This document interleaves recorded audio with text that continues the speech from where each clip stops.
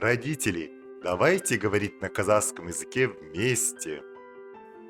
Мен сені мақтан тұтамын. Я очень горжусь тобой.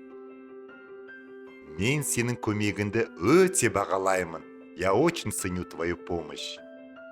Біз саған сенеміз. Мы доверяем тебе. Сенің қателесуге құқығың бар. Ты имеешь право на ошибки. Мен мұның қаншалықты қиын екенін білемін, бірақ мен саған сенемін. Я знаю, как это тяжело, но я в тебя верю.